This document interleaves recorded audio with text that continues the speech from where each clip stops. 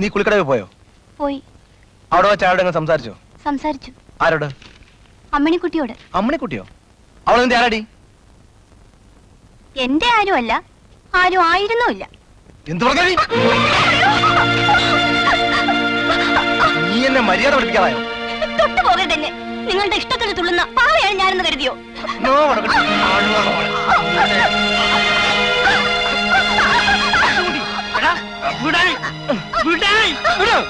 എന്താണ് അതിന്റെ അർത്ഥം? ദയവ് ചെയ്ത് എന്നെ എന്റെ വീട്ടിൽ കൊണ്ടാക്കണം. ഈ വീട്ടിൽ നിന്ന് നീ ജീവനോടെ പുറത്തു പോകില്ല. നീ എന്ത് ഭാവിച്ചുകൊണ്ടാടാ? എന്റെ കാര്യങ്ങൾ തീരുമാനിക്കാൻ എനിക്കറിയാം. അച്ഛന്റെ കാര്യം നോക്കിയാൽ മതി.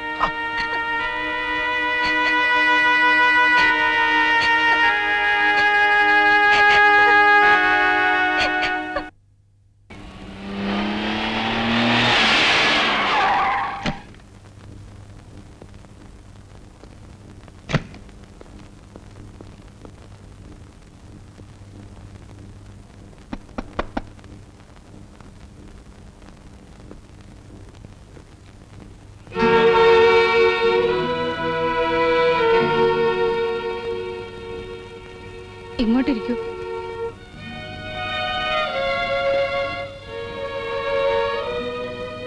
ഞങ്ങൾക്കെല്ലാം മനസ്സിലായി മോനെ. നിന്നെ ഞങ്ങൾ എന്തെങ്കിലും പറഞ്ഞിട്ടുണ്ടെങ്കിൽ നീ അതങ്ങ് ക്ഷമിക്കണം. അതോർത്ത് വിഷമിക്കണ്ട, എനിക്കൊരു പരിഭവമില്ല.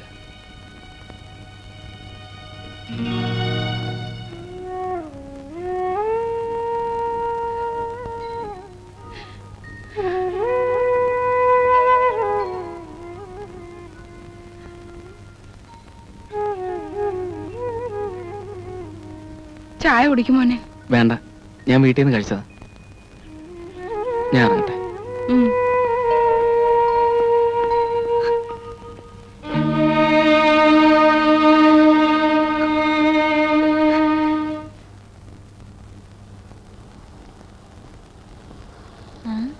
ഇതെന്താ ഈ പാത്രത്തിൽ? പ്രസാദാ? എനിക്ക് തോന്നി.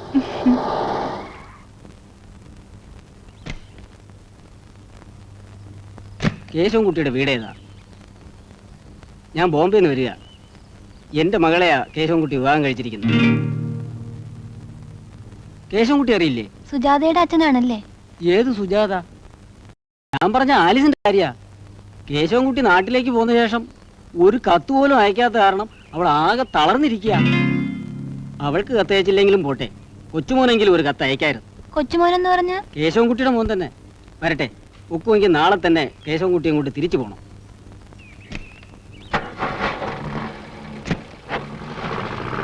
ഭഗവാനെ,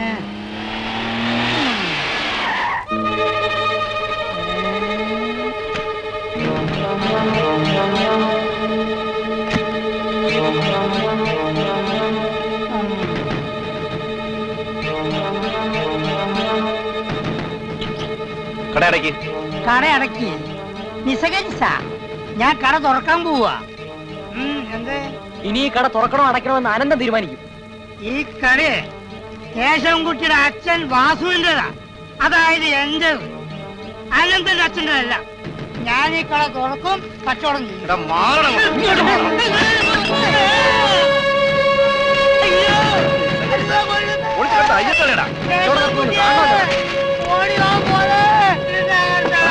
നാട്ടുകാരെ പറ്റി നടക്കും.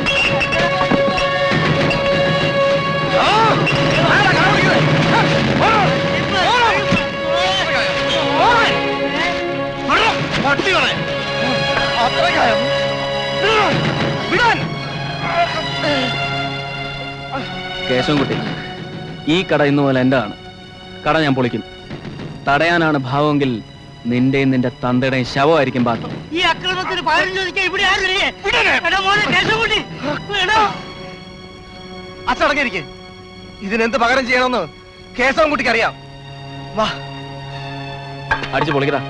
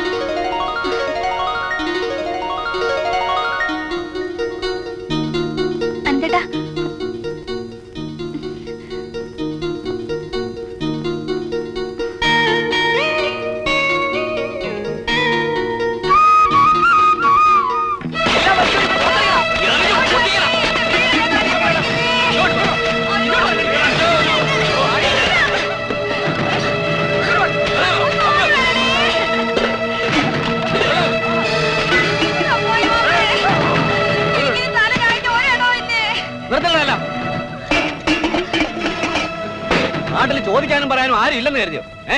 താൻ ആരാ ചോദിക്കാൻ? ഈ പറമ്പ് ഇപ്പൊ കേശവൻകുട്ടിയുടേതാ. അയാൾ പറഞ്ഞു ഒളിച്ചു മാറ്റാൻ അതിനുള്ള കൂലി മുൻകൂർ വാങ്ങിയിട്ടുണ്ട്. കൂലി തിരിച്ചു കൊടുത്തിട്ട് കേശവൻകുട്ടിയോട് പറഞ്ഞേരെ പൊളിക്കാൻ ഞങ്ങൾ സമ്മതിക്കുന്നില്ല എന്ന്. തന്റെ ഒരു സമ്മതം. പോടോ.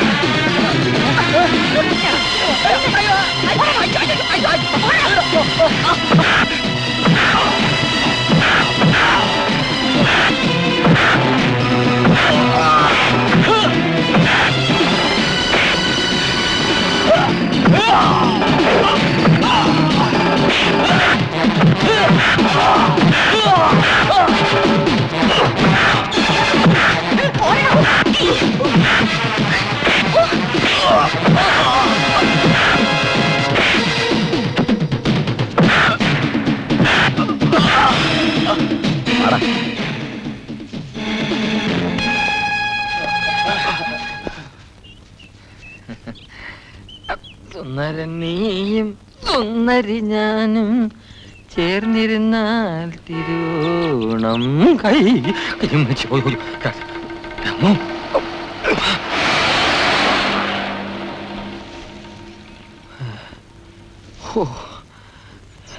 ദൈവമേ.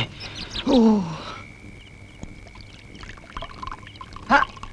400 രൂപ വാങ്ങി നാളെ തല്ലും കൊണ്ടേ വന്നിരിക്കുക. ഇതൊക്കെ നമുക്ക് സോൾവ് ചെയ്യാവുന്നുള്ള അളിയാ. എന്തോന്ന് സോൾവ് ചെയ്യാൻ? ഇതൊക്കെ കേശവൻകുട്ടിക്ക് അറിയാൻ പറഞ്ഞിട്ടൊന്നും അല്ല. അച്ഛനോടെ പോയിരുന്നു. ഒരു സ്മോൾ കഴിക്കുന്നോ? ഞാൻ സുജാതയെ വീട്ടിൽ കൊണ്ടുപോയി വിട്ടു. ആരോട് ചോദിച്ചിട്ട്?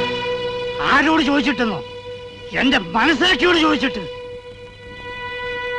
ആ പെൺകൊച്ചിന്റെ ശവത്തിന് സമാധാനം പറയാനും ഈ വയസ്സുകാലത്ത് ജയിലിൽ കിടക്കാനും വയ്യഞ്ഞിട്ട്.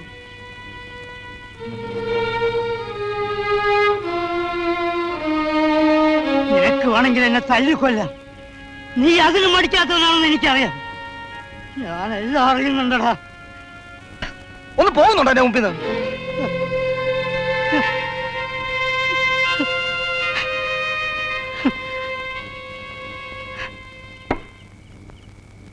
കമ്പനി ബോറാക്കിയല്ലേ? സോറി. കേശവൻകുട്ടി, ആരാത്? ഞാനാ. നമ്മുടെ കൃഷ്ണനെ കാവിനടുത്ത് വെച്ച് വിഷം തീണ്ടി വൈദ്യന്റെ വീട്ടിൽ കൊണ്ടുപോയി. അയാൾ കൈവിട്ട പോലെ. അതിപ്പോ ഞാനെന്ത് വേണം? മെഡിക്കൽ കോളേജ് കൊണ്ടുപോകണം. കാറ് ഇടും മാപ്പളെ. ഞാൻ കാറ് വാങ്ങി എന്റെ ആവശ്യം മനസ്സിലായോ? കേശവൻകുട്ടി, മെനക്കെടുത്താ ഒന്ന് പോറോ. നീ ഇപ്പൊ എന്ത് ചെയ്യും? നമുക്ക് അനന്ത കുഞ്ഞിന്റെ കാറ് ചോദിക്കാം. അങ്ങോട്ട് പോവാം. വാ വാ.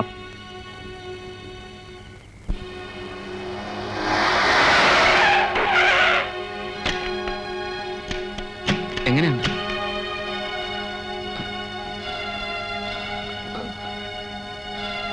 കൃഷ്ണ, കൃഷ്ണ,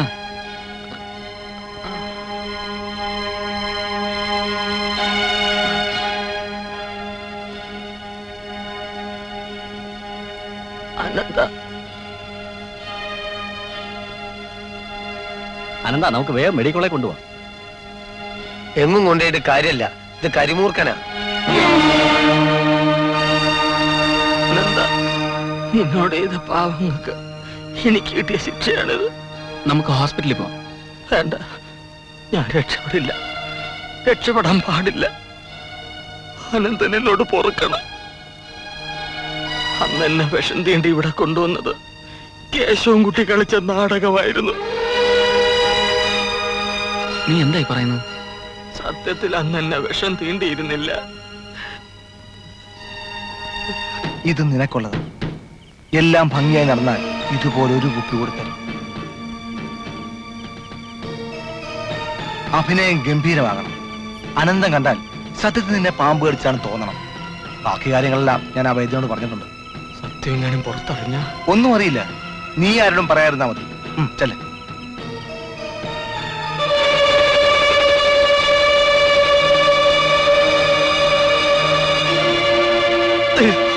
അനന്ത, എന്നെ ഉപദ്രവിക്കരുത്. കേശവൻകുട്ടി പറയുന്നത് പോലെ അനുസരിച്ചില്ലെങ്കിൽ എന്നെ കൊന്നു കളയെന്ന് പറഞ്ഞ് എന്നെ കൊണ്ട് ചെയ്യിച്ചതാണ്. അനന്ത, അയാളെ ഒന്നും ചെയ്യരുത്. അമ്മണിയുടെ വീട്ടിലോട്ട് വേഗം ചെല്ല. അവളെ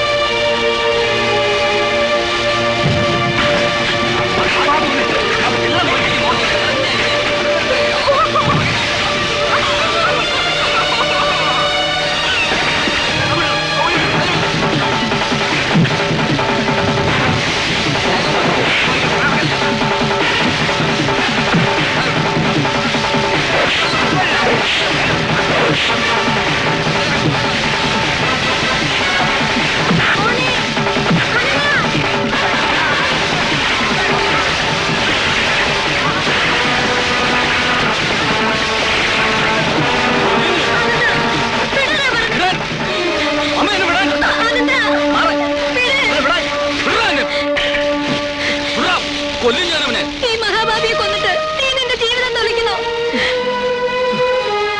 അനന്ത, അമ്മ പറഞ്ഞതാ ശരി. ഇവനെ എന്ത് ചെയ്യണമെന്ന് ഞങ്ങൾക്കറിയാം. അതെന്താ? തല്ലി കൊല്ലണം അവനെ.